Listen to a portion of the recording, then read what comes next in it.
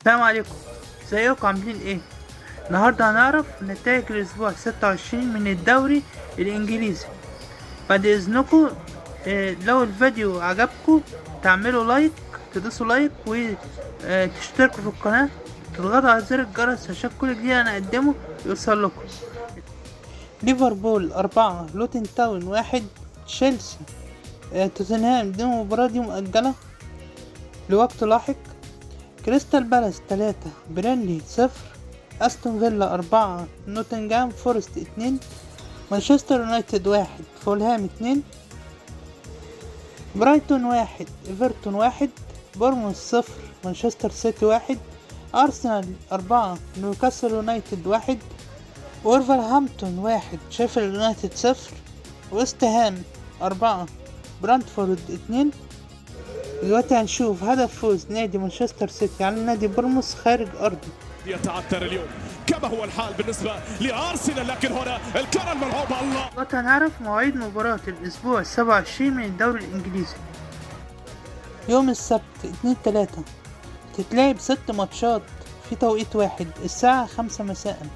نيوكاسل يونايتد وهيلاعب وولفرهامبتون، توتنهام هيلاعب كريستال بالاس، نوتنغهام فورست هيلاعب ليفربول، برانتفورد هيلاعب تشيلسي، ايفرتون هيلاعب ويست هام، فولهام هيلاعب برايتون.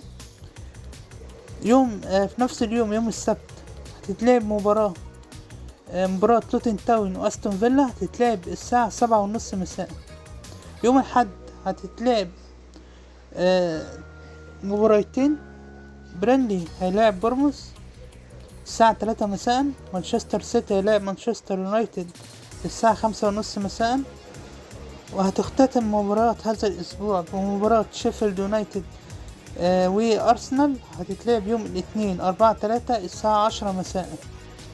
المركز الأول ليفربول لعب 26 معاه 60 نقطة. المركز الثاني مانشستر سيتي لعب 26 معاه 59 نقطة. المركز الثالث أرسنال لعب 26 معاه 58 نقطة. المركز الرابع أستون فيلا لعب 26 معاه 52 نقطة.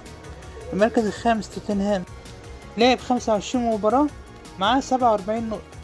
المركز السادس مانشستر يونايتد لعب 26 مباراة معاه 44 نقطة. المركز السابع برايتون لعب 26 مباراة معاه 39 نقطة. المركز الثامن ويست هام لعب 26 مباراة معاه 39 نقطة. المركز التاسع وولفرهامبتون لعب 26 مباراة معاه 38 نقطة. المركز العاشر نيوكاسل يونايتد لعب 26 مباراة معاه 37 نقطة. المركز ال11 تشيلسي لعب 25 معاه 35 نقطة. المركز ال12 فولهام لعب 26 مباراة معاه 32 نقطة. المركز ال13 كريستال بالاس لعب 26 مباراة معاه 28 نقطة. المركز 14 بورموث لعب 25 مباراة معاه 28 نقطة. مركز 15 ايفرتون لعب 26 مباراة معاه 25 نقطة.